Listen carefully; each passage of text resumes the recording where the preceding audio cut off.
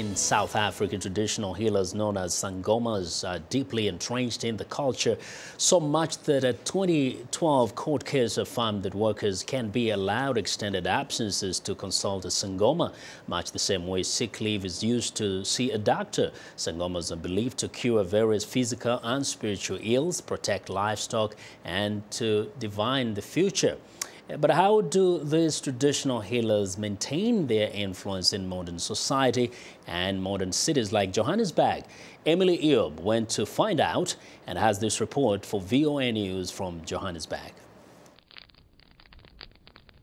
Grace Bamuvile burns incense to call the ancestors. She receives several patients a week at her home, some seeking a cure for body pains, and others hoping she can bring them luck or a job. Bamuvile has been a traditional healer or Sangoma for 12 years. When she began practicing, there were a few Sangomas in this city, but now there are several on each street. We do have a great relationship, though there are some differences because of the place where we grew up or the different schools. So we are not performing the same. We usually talk about difficulties of being Isangoma and so many things. But most of the time when we met, we talk about the field. It is estimated that South Africa has about 200,000 traditional healers and more than 30 million people seek their counsel. But in modern times, some French elements have tarnished their reputation. South African authorities say there have been 300 murders in the last 10 years, allegedly for body parts to use in traditional potions known as muti. In order to protect their image, Sangomas created the traditional healer organization known as THO. Launched in the 1970s, it does lobbying and also trains and teaches new Sangomas on the ethics of the job. These new recruits are learning about physiology, HIV/AIDS, and other sexually transmitted diseases.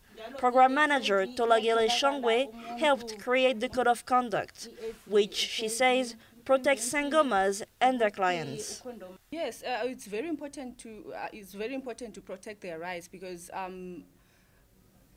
traditional healers are not really recognized by communities, by the government itself. So they are victimized. Sometimes they are called witches. Recognizing the cultural importance of Sangomas, the government created regulatory guidelines in 2003 in the Traditional Health Practitioners Bill to protect both the public and the practice, but it has yet to be fully implemented.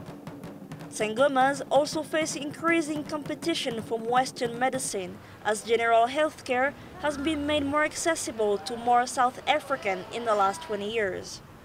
Most Sangomas are no longer able to earn a living from their practice alone. For 20-year-old Rachel, who comes from a family of traditional healers, that could lead to blending traditional healing with Western medicine.